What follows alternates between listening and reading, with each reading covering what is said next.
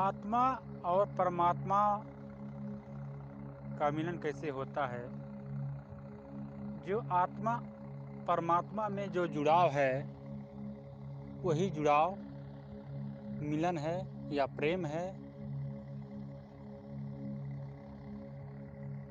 उसी का होश हो गया कि हमारे और परमात्मा में कोई भेद नहीं है, कोई अंतर नहीं है। आत्मा परमात्मा में थोड़ा भी दूरी नहीं है, दोनों एक हैं। इसी का अनुभव ही मिलन है, इसी का अनुभव ही प्रेम है।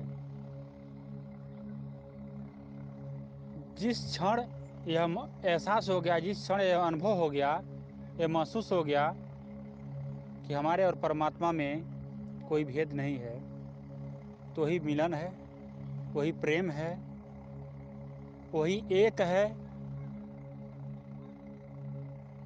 वही विराट है। तब उसके बाद आप में और परमात्मा में भेद थोड़ा भी नहीं रह जाता है। वहाँ पर हर चीज़ का भेद खत्म हो जाता है। वहाँ पर केवल एक बचता है, वह है सत्य। उसमें जो जुड़ाव है उसी को समझना है, उसी को अनुभव करना है, उसी को महसूस करना है। और वो होगा कैसे? सबसे पहला स्टेप में शरीर को साधने की जरूरत है। शरीर सध गया तो सारा कुछ सध गया। शरीर स्थिर हो गया तो विचार भी धीरे धीरे स्थिर हो जाएगा। यानी जहाँ पर निशब्द है, जहाँ पर बेमन है, जहाँ पर मन उपस्थित नहीं है, वहाँ पर एक है।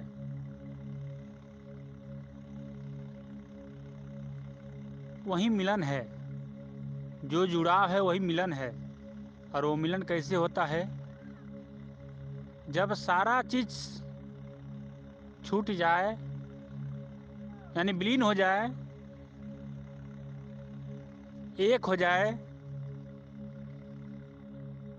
वही परमात्मा आत्मा का मिलन है। उसका बोध हो जाए वही मिलन है। उसका होश हो जाए वही मिलन है। और उस मिलन में मन उपस्थित नहीं होता है। उससे पहले मन विलीन हो गया रहता है, मन खत्म हो गया रहता है। मन क्या है? मन विचारों का संग्रह है। जहाँ विचारें खत्म हुआ वही मन खत्म हो जाता है। फिर जैसे ही आप लौट करके आएंगे तो ऐसा ही विचारें शुरू हो जाएगा, वहाँ पर मन बनना शुरू हो जाएगा। जो विचारों का तरंग है, तरंगों के बाद विचार, विचार के बाद मन, जो ये प्रक्रिया है, यह प्रक्रिया को समझ लीजिए तो मिलन समझ में आ जाएगा। वो मिलन बहुत ही आसान है। अध्यात्म बहुत ही आसान है। वो प्रैक्टिकली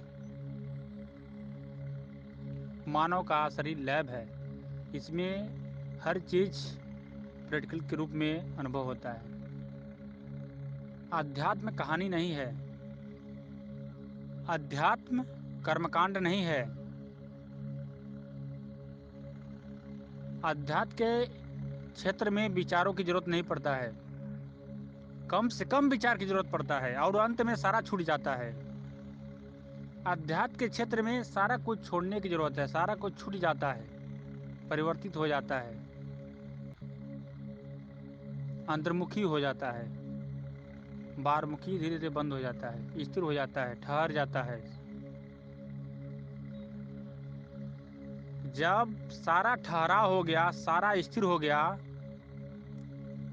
जब एक का अनुभव होगा, जब एक का एहसास हुआ, तो वही मिलन है। जहाँ यह बोध हो गया, जहाँ यह महसूस हो गया कि हमारे और परमात्मा में कोई अंतर नहीं है, दोनों एक हैं, वही मिलन है। जब तक मन की दिशा में आप चलते हैं, मन के तरंगों में उलझे हैं, तब तक ऐसा एहसास होगा कि आत्मा अलग है, परमात्मा अलग है। लेकिन जैसे ही विचार खत्म होता है, मन से अब परे की यात्रा करते हैं, तो ये एहसास होता है कि हमारे और परमात्मा में कोई अंतर नहीं है।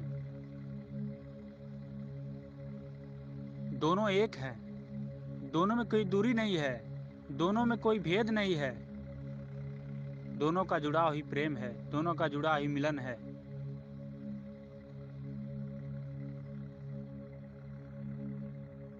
और यह अनुभव हर व्यक्ति को हो सकता है, हर मानव को हो सकता है। मानव इसी के लिए आया है, इसी का भेद जानने के लिए आया है, इसी का रहस्य जानने के लिए आया है, इसी को अनुभव करने के लिए आया है। जो जुड़ाव है उस जुड़ाव को समझना पड़ेगा। जीवन क्या है? जीवन को जीते जी, जीवन में जीते जी इसका अनुभव होता है। मर जाने के बाद, शरीर छूट जाने के बाद यह प्रैक्टिकली लैब नहीं काम करेगा, यानी हमें अनुभव नहीं हो पाएगा। लेकिन जीते जी उसका अनुभव हो जाएगा, एहसास हो जाएगा कि जुड़ाव क्या है, मिलन क्या है, प्रेम क्या है, मृत्यु क्या है, जन्म क्या है। जो उस जुड़ाव को समझ लिया, जो उस मिलन को समझ लिया, जो उस प्रेम को समझ लिया, वो परमात्मा में लीन हो जाता है, परमात्मा में लीन हो जाता है, वो परमात्मा ही हो जाता है। जहाँ ये भेद मिट गया, हमारे और परमात्मा में कोई अंतर है, तो वहाँ तो मन है। लेकिन जब ऐसा एहसास हो जाता है कि हमारे और परमात्मा में कोई अंतर नहीं है, वहाँ पर वो परमात्मा ही हो जाता है, वो परम आत्मा हो जाता है, यानी परमात्मा हो जाता है।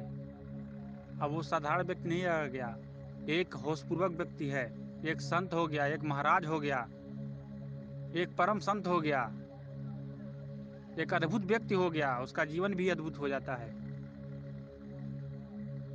तो जो जुड़ाव है वही प्रेम है, वही मिलन है। उसको समझना पड़ेगा, उसको अनुभव करना पड़ेगा, उसको महसूस करना पड़ेगा।